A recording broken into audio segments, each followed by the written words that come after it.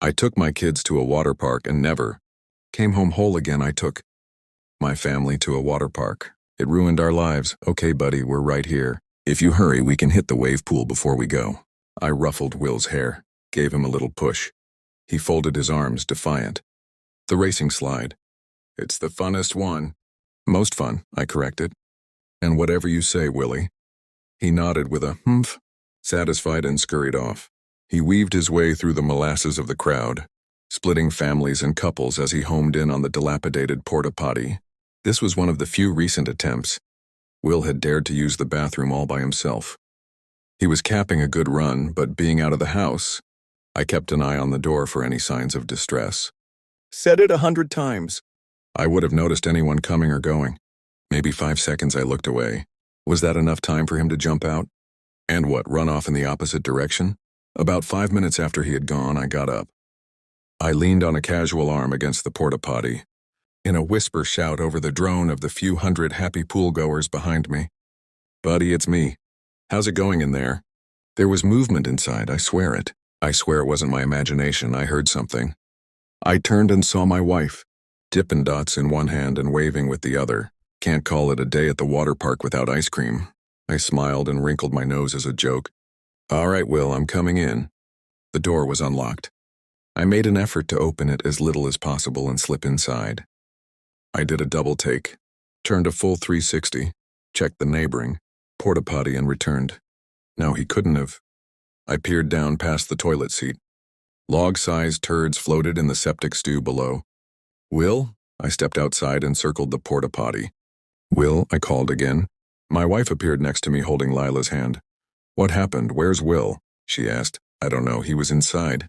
Lila, did you see him leave at all? My daughter shook her head, thrusting a spoonful of dots into her mouth. You were supposed to be watching him, my wife said. I know. I grabbed the arm of a man nearby. Excuse me, sir. Did you see my son leave this porta potty here? I described Will in detail. He saw the desperation in my eyes but shook his head. Sorry, try the lifeguard station. I'm sure this happens all the time. He wished us luck and I thanked him. My wife was beginning to cry. She was starting to scare Lila. I ran ahead, cutting through one of the splash pads and hopping the fence to the lifeguard station. Oh, excuse me, sir. Some acne-riddled teenager with a red and white uniform stood up from behind the desk. My son, I can't find my son. Is there some announcement you can make something? The teen closed his eyes. Yeah, give me 1 sec. I'm kind of new, so I think I don't have a second. If you can't help, then get me a goddamn manager, I snarled. A petite girl, also in high school by the looks of it, turned the corner, oblivious to the nature of the conversation. Hey, you can't talk to him like that, she pouted. There's no need to be rude. I stabbed my finger at her, my temper at the end of its wick. I'll be as rude as I damn well like. Get me a fucking manager or I'll go back there and find one. The police were called. Primarily for me. I was screaming, knocking things over. Foaming at the mouth, my wife said. The cops said I would have to calm down or they'd handcuff me. They sent out an announcement over the park's PA system. William, your parents are looking for you at the lifeguard station. If you can find a lifeguard, we can get you back together as soon as possible. Don't worry, the lifeguard manager said. We radioed all our employees. He'll be back in no time at all.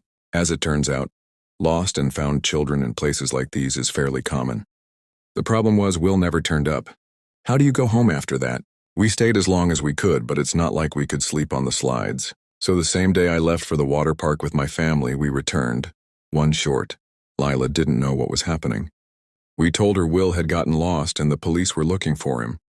She asked why we weren't looking for him. She began to cry. The funny thing about humans is how simultaneously effective and ineffective we are at lying to ourselves. Because a deep part of yourself, something in your core where you know you can trust it, smells the bullshit, and yet we'll take that lie and run far as we can, until our legs give out or we crash face first into a wall. After the first day, that piece of me in my core knew I'd never see Will again. But I ran like hell. My lust for closure deflated my marriage, like a water balloon with a leak. I was stupid to think I wouldn't get laughed out of the court during custody proceedings. But the one reprieve I had came yesterday. If I couldn't have answers, if I couldn't have my family or my son back, then I'd have some sweet revenge. This last year, I'd been leading media campaigns, doing interviews, degrading myself to what I used to frown on and call an activist, all to destroy the water park that took my son. The park was small, got a lot of bad press in the local outlets where most of their customers were. Apparently, this wasn't the first incident in the park's history. Far from it, actually, having a long list of lawsuits and scandals. But it was the last straw, and eventually, they were forced to close. Yesterday was the first day of the demolition. I watched it in person, one-man audience, and it felt good. I was getting ready to leave around midday when a commotion in the site held me. Axe, grab the axe. The crew was in mayhem, and advantageous to my curiosity. No one was around to stop me hopping the barrier to get a closer look. It's dead. Stop, it's dead. I was too far to see what the men were standing over and crept closer. Fucker, that's a world record. Call someone. Who? The police. Animal control, call someone, Christ's sake. Where did you find it? In here. Well, go check it. Be careful too. I felt my way along a bulldozer, close enough now, and stuck my head past the edge. The scene made my knees buckle. I couldn't comprehend what I was looking at. Dead, and covered in hacks and slash marks, was a python. Never mind a snake. It was the largest animal I'd even seen up close. Long as a school bus. Longer even, stretched out. Despite its size, it looked thin, as if it hadn't eaten in weeks. Tell me what happened. One of the construction crew asked a younger member. We was using the machine and clearing the area, like you said. Went and knocked over them porta potties and the dragon came, rearing its head, out one of them holes beneath. The crew began to buzz, taking pictures of the beast and kicking it. The construction man nodded and called for the worker, who had gone to check the hole. Come on out. That's a shithole, nothing to find, B-boss. The site fell silent. What is it? There's bones. There's bones down here. I woke up screaming the next morning. Wandered around the house until I went for the newspaper. After all the pieces were collected, the bones they found belonged to 10 unique skeletons. It was a reticulated python, the invasive one, 26 feet long. Found the humidity of the park nice and chose a place it wouldn't be found. Headlined the local paper for a day before it was pulled. Previous owners of the park still had some influence in the area. And what did I get? Closure? I would have rather been buried with my unanswered questions. If you enjoyed this story, don't forget to hit that like button, share your thoughts in the comments, and most importantly, subscribe to Home. Exposed for more unbelievable Reddit stories. Turn on the bell icon so you never miss an upload. See you in the next one.